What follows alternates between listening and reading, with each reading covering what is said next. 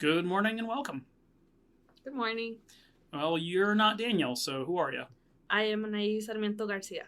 That is a heck of a name. Well, welcome to the podcast. Let's get to know you.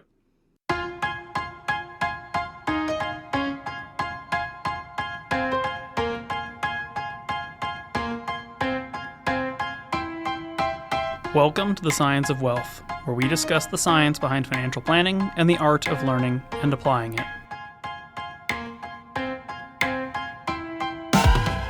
Okay, so Anahi, you've joined our team for the past couple of weeks. Would you like to maybe share a little bit about yourself? Yes, I just recently joined the team as a wealth planning analyst here. I have about 2 weeks and a half starting here in my wealth planners office here in Longmont. I was born and raised here in Longmont as well. My whole family is here. My whole support system is here. And then we recently moved to Frederick, so it's about like a 25 to 30 minute drive from here. So we still end up coming back to Longmont all the time. And then I graduated from CU Boulder, the University of Colorado Boulder, the Lead School of Business last May 2025.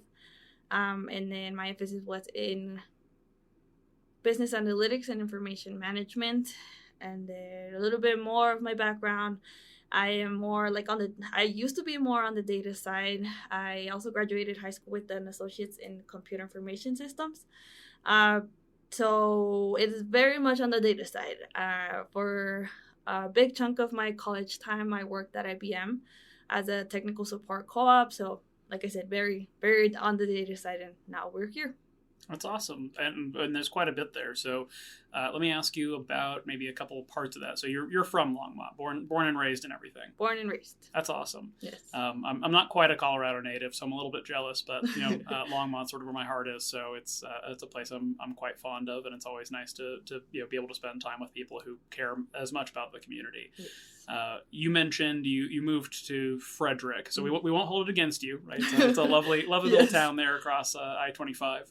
But did your family move out there? Did you just personally move out there? I know affordability here in Longmont's kind of a big challenge.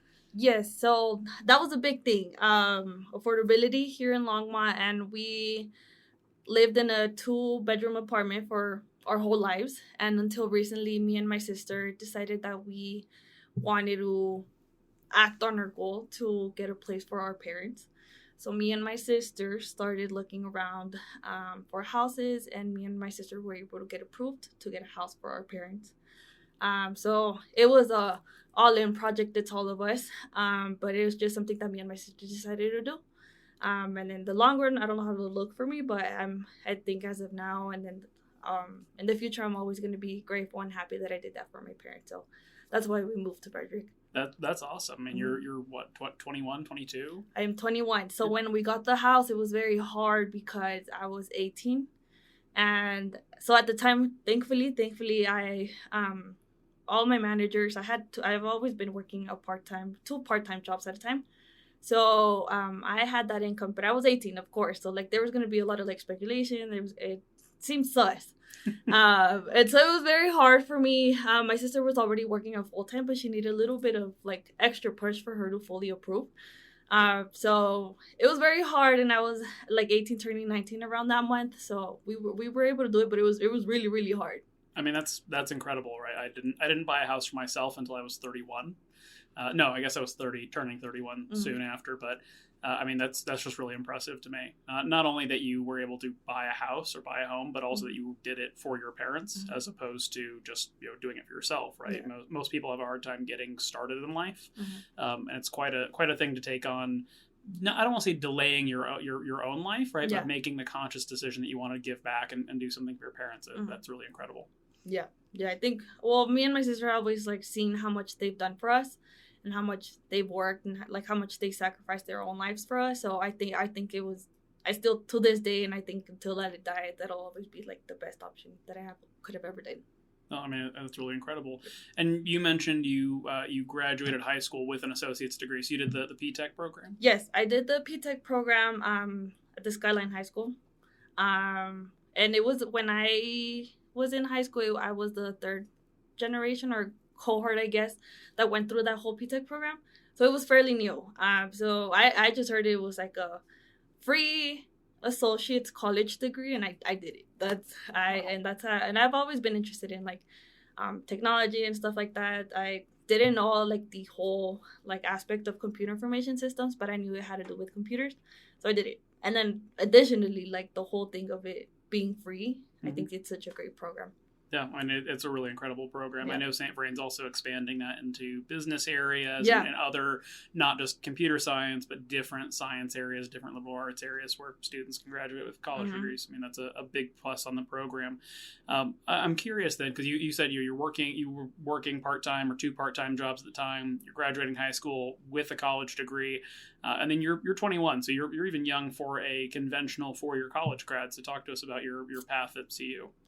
Yeah, so like you mentioned, I graduated high school with the associate's degree, so those credits transferred over to CU. So I came in with about like 50 credits, and so with the lead school of business, I was able to transfer those in. And then a lot of the credits that I took in high school with like the coding classes and stuff like that, those counted for classes at CU.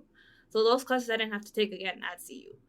And then I knew that I wanted to get like into the workforce and get, I guess, like life started sooner rather than later. So I started taking classes in the summer as well. So I took like 18 to 20 credits during like either the fall or spring semester, and then took a couple classes in the summer. So always very busy, but I am glad that I did it that way. And you worked the entire way through as well, didn't you? Gosh. Yeah. Yeah, that's a lot. I used to. I'm a little older now, but I used to sort of have the pride of getting to go do guest lectures at Front Range and other places. And when I was younger, right, when I was 25, 26, 27, I got to say, in my career so far, I have an undergrad degree, I have a master's degree. I worked at IBM for 3 years, so you and I are both IBM alumni. And then on top of that, I also was in the Army for 6 years, and then I would kind of go out there and say, and how old do you think I am? People are like, oh, you're 35, you're 40, you're 45. I think the highest guess I ever got was 52, which is probably not a compliment, but that was sort of the funny thing is when you double down, when you stack education on top of work, when you're trying to be super efficient about how you get through it, it ends up adding up to quite a bit of experience and quite a bit of qualification, early on in life in such a way that a lot of people do not quite appreciate. And it's an interesting experience to really work it through and use that leverage to get ahead on life where, for you as somebody who has worked multiple jobs, gotten an associate's, gotten a bachelor's degree, bought a house, right? If I put all that on paper and I didn't explain, well, some of these things happened at the same time, I think a lot of people would be like, oh, you must be in your mid-20s, your late 20s, right? To say, I bought a home and I have a college degree and I've worked all this time and I have this many years of experience, I think would add up in a really surprising way for a lot of folks. So I think it's very impressive. Yeah. So I'm curious. You studied computer science, and then you decided to go to Leeds, and being sort of focused on business analytics and whatnot is obviously sort of tech adjacent. So what was your thought process in not just going for just a plain computer science bachelor's or something like that? What led you to be more interested in the business side of things? So my mentor in high school has always been a big, I guess, he was very big advocate for Leeds. He always mentioned that Leeds was a really good school. He spoke to us about different students that he's had in the past where they end up getting these big jobs after work and end up being successful. So that was kind of a little bit push. And then I did a couple case competitions with Leeds while I was in high school as well, towards the end of high school. And I just got connected with a lot of people in Leeds, and then so they have a DSP program, which is Diverse Scholars Program, and that I feel like that's what gave me the final push to join Leeds. I think the school as a whole is a great program. I loved all the classes, all my professors, all the help, all the support that I had. But having that DSP program didn't have they weren't involved in all the schools. They were more involved in Leeds. And I think being first generation going to college was very scary, very nerve-wracking.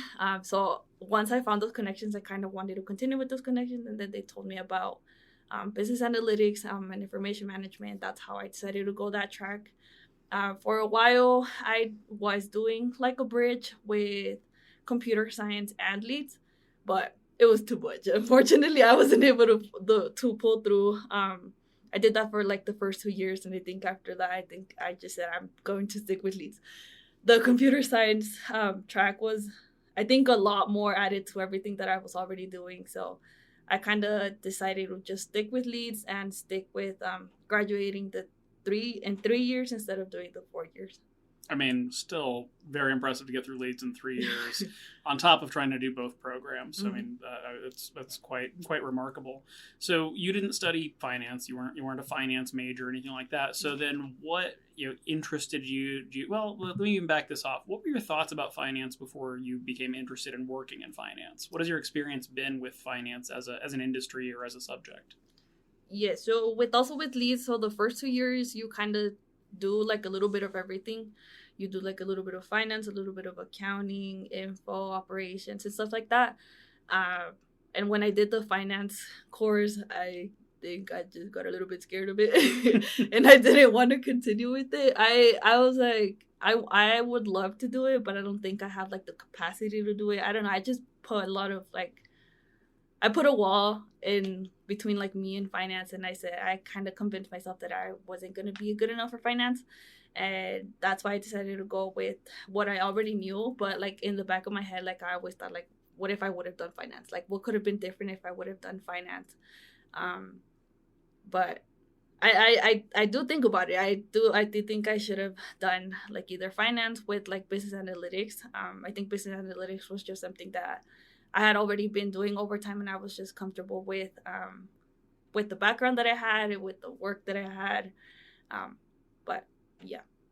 Well, it's interesting you say that, because I had a very similar experience in grad schools. My original undergrad was history, political science, and military science. Mm-hmm. Nothing in finance, nothing in business at all. And then I was in the Army, and then I realized I was going to be transitioning out of the Army. I got off active duty, switched over to the reserve side of things. And while in the reserve component, part of what I was doing then is I started going to business school, getting my MBA, because I was like, well, I've got degrees in history and poli-sci, mm-hmm. but I don't want to be a teacher. Mm-hmm. And if I don't want to be a teacher, then those degrees are not very valuable. Mm-hmm. Poli-sci can go into politics, but I also didn't really want to be in politics. Yeah. So all of that to say, I was going and getting a business degree sort of as a career pivot. And originally, when I went through my MBA, you could pick a certification track, or if you took a certain number of electives in a core thing like marketing or finance or accounting, you'd get a certificate in marketing or finance or accounting. And originally, I was doing marketing. And I was still in the Army Reserve at the time, and I remember I got called for jury duty, of all random things, mm-hmm. over in Boulder. And so I went to jury selection, and they were taking forever, and they finally let us go for like 3 hours for lunch, like a huge break in the middle of the day. And I remembered that a captain in my Army Reserve unit was a accountant, a financial controller for a business on the Pearl Street Mall, which is just a couple blocks away from the courthouse. Mm-hmm. And I went and visited, and said completely not expected, not on the calendar, no appointment, but just sort of walked in and talked to the front desk person and said, hi, is Jesse Kittle here? And they said sure, and came out there. And bear in mind, like, I'm not anybody special. I'm not like an officer or an important person. I'm just some random guy in this officer's unit. Yeah. And I just happen to know he's there. But he comes out and he says, come on back and hang out with me for a bit. What are you doing? You're doing jury duty. Are you gonna get on the jury? Oh, okay. What is it for? You're gonna fry him, right? Like, just very, very, as Army guys are, like, very direct about his thoughts that I should just get on this jury and convict no matter what. But part of that conversation, he asked, so Jurger, what are you doing outside of the Army? Because I don't know you outside of the Army. It's like, other than having jury duty at random, like, what are you doing? Oh, well, I'm working at IBM right now on the civilian side, and I'm getting my MBA up at CSU. And he, asked, and like, what are you focusing on? I told him marketing.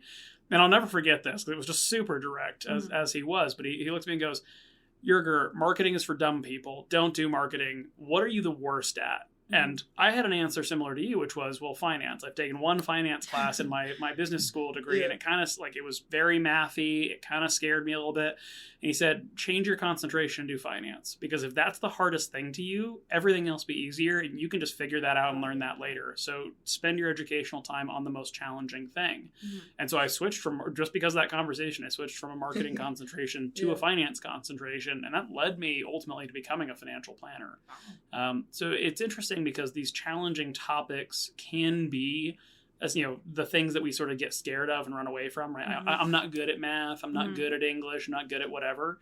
But I think if we lean into those challenges, we'll find that not only are they a lot easier than we thought they were once we really dive into it, but also that challenge really empowers us to be better at things that we otherwise would have been maybe a little bit more mediocre at had we not really given ourselves the push. Yep. Yeah, I agree. That was very good. So, you applied to a financial planning firm, right? Yes. Bearing in mind that finance was a topic that scared you, right? At least in school, or that you weren't comfortable with. So what made you apply to a financial planning analyst job? So I looked at the job description, and I'm not going to lie, I looked at it for a couple days, and I came back, and I was like, no, I'm not going to do it. And then I looked at it again, and I was like, no. And so then one night I just started doing the cover letter, and I kind of just started typing away.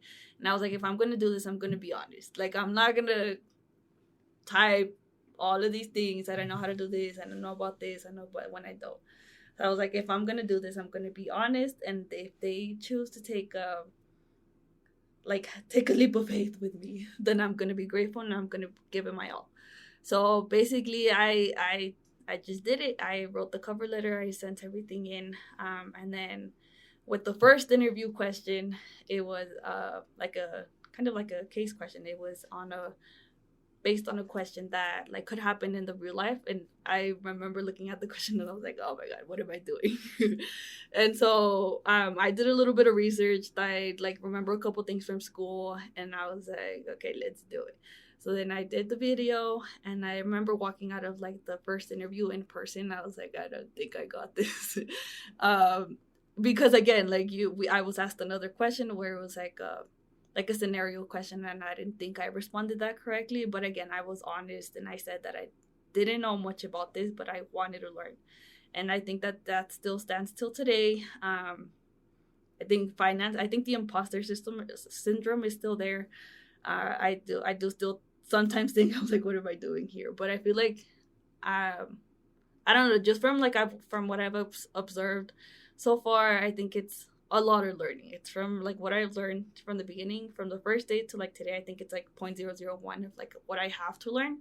And both you and Daniel have been very helpful and have basically told me that you're going to continue learning day by day. Even where you are now, I think you still tell us that you're still learning on a day-to-day basis. So I think that was a little bit more comforting with me. And like you said, I overthink it and think it's a lot harder than it is. And once you actually dive into it and do your research and try to learn more about it, it makes it a little bit more simpler. Not going to say it's easy, but it does make it a lot simpler. So it definitely took a lot of me to jump in and do the actual application, but I'm excited that I am here. So I think that's actually kind of a heartening thing. I was on the other side of that, right? I'm the person reading the resume. I'm the person reading the cover letter. I'm the person watching the video. And Daniel and Stephanie on the team also were part of this process and then ultimately doing the interview. I think there are a couple standout things that I think are valuable for you to be aware of. And we've talked about this a little bit, but just for your sake and I think for our audience's sake, the position you applied to in the financial planning world is one of the most desirable entry-level positions out there. And that's not a comment about my wealth planners being awesome. That's a comment about just the rarity of safe, secure, salaried, learning-first environment types of positions in the industry, because most entry-level positions in the industry are sales jobs, right? And so the process would have been to ask you, what is your network like? How does your family have money? Or do you grow up in a nice neighborhood? Because all of what these companies are going to do is be looking to see, okay, do you have a personal network that if we hire you as a salesperson, can you turn around and sell your parents' life insurance, or can you get them to invest money? And I think that would have been a big challenge for you just based on the background you shared with us. But so not only is it a rare opportunity for you individually, but it's also a rare opportunity in industry terms, because the failure rate on that side of the industry is about let me rephrase actually. The success rate on that side of the industry is about 13%, right? So 87% of people who start that fail out in the first 2 or 3 years. So you have a much better opportunity here. But I also want to talk about why specifically, because you talked about a little bit of imposter syndrome, right? I don't know that I got the answers right. First and foremost, you got the answers right? You got the answer right on the video part. And the in-person case study, and you were clear in your video. You said, like, I'm not certain that this is the answer, but I've done the research. Here's what I think the answer is. You had the correct answer. The in-person case study, you said, I'm not certain, right? Because I haven't studied this. This is not my area of expertise necessarily, but here's how I would go about trying to find the answer. Right. And it's that adaptability that's important just as much as it is the ability to get the right answer. We got applications from over 200 people, right? We ended up inviting about 60 or 70 people to send in video submissions, right? And from application to video submission, a ton of people were able to get things like the case study right, but then they did not show the character or the communication skills, the personality that we would look for in somebody who's on the path to be a financial planner. In other cases, we saw instances where people with bachelor's degrees or master's degrees even in financial planning got the case study wrong, right? They and I'm not sure why they got it wrong, but they submitted incorrect answers, or when pushed on it, right? If they got to the interview phase, we said, like, okay, that's not really a sufficient answer to that question, so try again, right? Or can you say a little bit more about that? Even some of them, again, people who have the degrees or who studied finance, that sort of thing, were coming back with a little bit of arrogance. Like, well, here's my answer, and that's good enough. The one that stands out to me really, really strongly was a person who, we asked them the questions, and they essentially said, I'm not going to answer that question because I don't think that that's important. I'm going to talk about something else. And I share all of this context in the application stuff. And if you go back and listen to the podcast back in December, Daniel and I had a long conversation in more detail about a lot of this. But, the big thing that really comes along is I can teach technical skills, right? You can learn the knowledge base to be a financial planner. Interpersonal skills are harder, right? Because we all sort of are who we are, and some of us are warm, affable, charming people. Some of us are like me and have sandpaper for a personality, but people are nice and don't hold it against us. But character, the determination, the willingness to learn, the willingness to acknowledge that you don't know something or be wrong, the teachability, that's a much harder thing for a lot of people. And so I think what's important as we think about your journey, right? You're not a CFP professional. You're going to spend the next 2 or 3 years building up that knowledge base, both working here and through formal education, and you will gain those skills, right? I have zero doubt that you will gain those skills.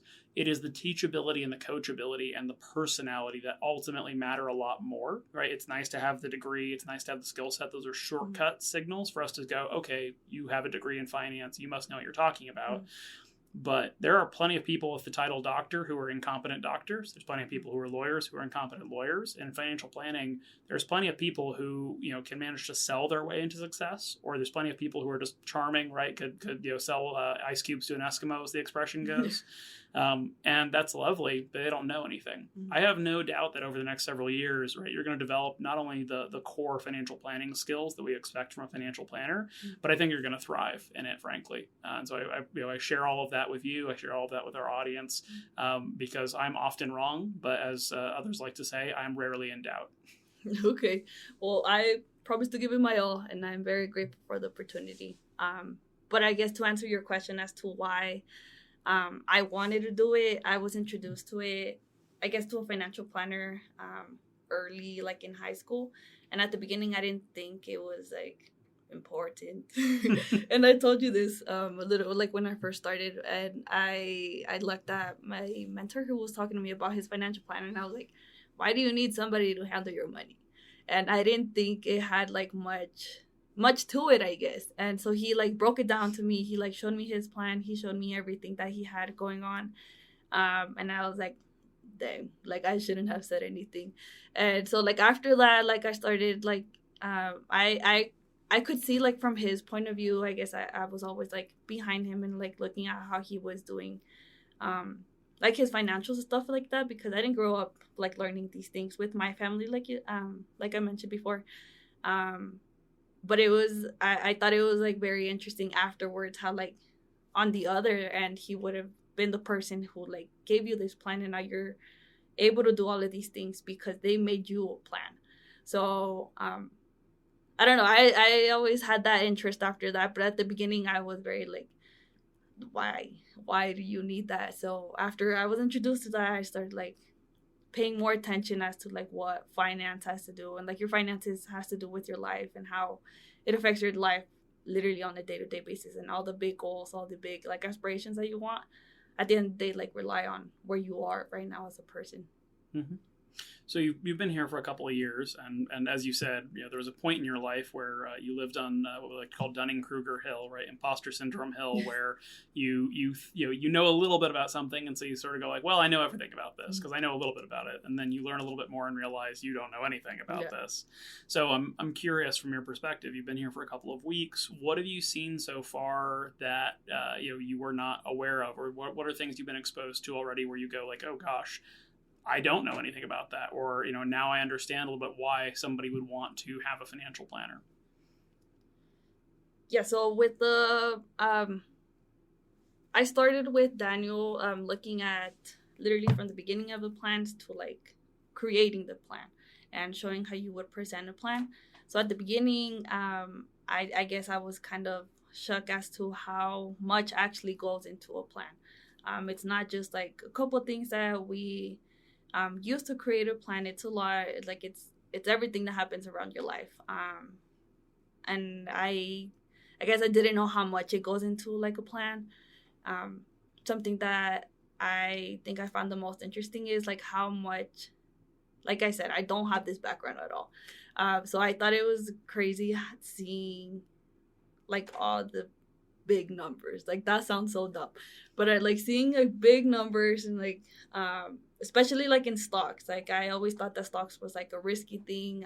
From what I like learned in the past, I thought it was like a risky thing, and I thought it was I think it's very cool to see how people actually manage these stocks and see them grow over time. But there's definitely been a lot of things. If I had the time to like ask all the questions that I had throughout the day, like we wouldn't leave the office. Like there's so much that happens throughout the days, and I'm always have my Google handy. Like, what is this policy? What does this do? What is this relate to? And so there's a lot to learn. There's a lot to learn. Yeah. I mean, the big numbers thing is a weird phenomenon because, most financial planners, most financial advisors aren't born rich or aren't rich when they start, right? They're everyday people who build a skill set and a knowledge base and make a living doing it. And so, yeah, I'll agree. One of the weirdest things, right, the first time somebody hands you a check for $10,000, you go, wow, I've never had a check for $10,000. That's and crazy. Then somebody hands you a check for $100,000, like, wow, I've never had $100,000. Then you get a check for $1 million. And the numbers always just keep getting bigger over time as you develop, as your career goes on. But every once in a while you do just have that like, gosh, there was a time in which this was more money than I've ever seen, ever held, ever dealt with. And now it's just a normal thing that happens on a Tuesday. So that's I share that experience where I remember just going like, holy crap, this is somebody's entire life savings, and it's more money than I've ever had or seen. And it's still their money. It's not my money, but just holding the paper check, and the paper check doesn't mean anything, right? It's just a way to transfer money, but there's just something about it the first time where you deal with more money than you've ever dealt with, and that's quite an experience. Yep. So what are you excited to do in financial planning? Now you've kind of gotten a glimpse into it and spent a couple weeks with us. Is there something that stands out to you, something you're interested in or excited to learn about or do? Yes. So I guess as a whole, I'm excited to see how plans work out year over year. I know that that's going to come with years, but I think I'm excited to see like, oh, this family was able to buy a house. This family was able to do this. This family was able to travel. Their kids are going to college. Just being able to see all of that. Before, I have been able to work with students and help them go to college, and a lot of times they didn't have to pay for college at all. So I'm excited to like kind of put that into here and see how plans work out like that. And then I guess I'm just excited to learn everything. I don't know, I see you and I'm like, how do you know everything? So like I'm excited to be like a point where I know a little bit more, and like I'm able to answer like the questions that both you, Daniel, and Steph like are gonna ask me. Like I'm excited to like be able to answer those questions. So just excited to learn, basically. Yeah. There's an expression in the world of getting your PhD, which is when I started my PhD, I didn't know anything. And by the time I finished my PhD, I knew how little I knew. Mm-hmm. And that sort of becomes the thing of financial planning is a lot of things we do with clients in financial planning are very routine, right? Most people should do certain things. Most people should save in a certain way, invest in a certain way, should have certain types of insurance. There's a lot of stuff, 80% of what we deal with clients that is reasonably formulaic. It's really getting past that 80% into 20% where a lot of the genuine value is, where in 80%, it's just about doing it right. Mm-hmm. It's you're giving sort of the same or similar advice to a lot of people repeatedly, but then there's the individual factor, right? You have kids, you don't have kids. You have a sick parent, you don't have parents. You inherited money, you owe money, right? Mm-hmm. You have a lot of student debt, you have no student debt, where when you get into the individual factors of just circumstances and then add the real variable of what do you want out of life? Right, mm-hmm. Mr. and Mrs. Client, what do you want from financial planning? What would more money or an abundance of wealth do for you? That's the really interesting part, where when you get past the technicals, the question is not what are we doing or how are we doing it? It's why are we doing it? Mm-hmm. What is the meaning of this? And I think I'll say, as a person who, as you put it, knows everything, and I do not know everything, but as the person who quote unquote knows everything, it never stops being fascinating to see what people want out of their one great life. Yeah, I'm excited to learn more about people and see it actually play out in the future. Yeah.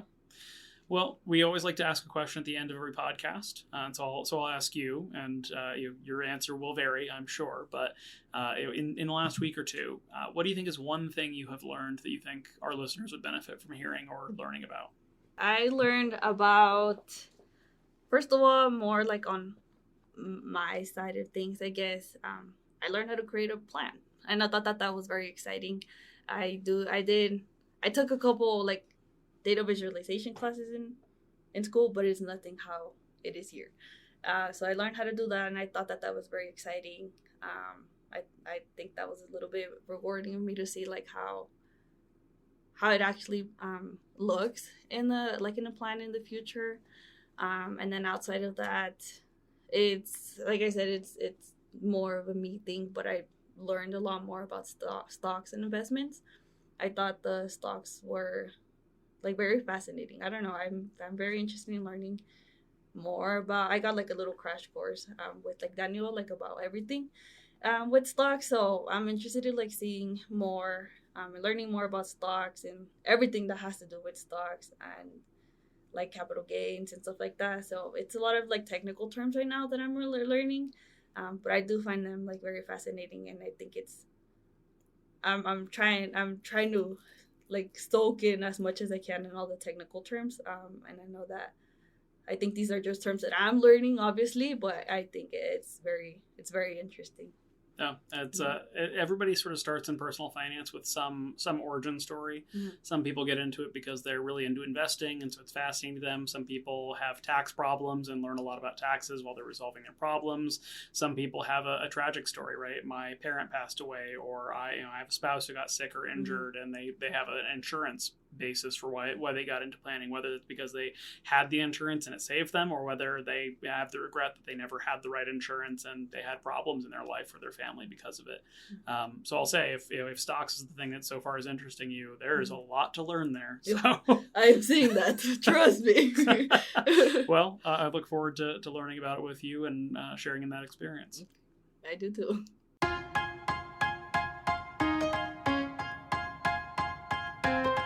The Science of Wealth is produced by My Wealth Planners, a registered investment advisor in Colorado. The theme song is This Is Your Time by Dan Phillips.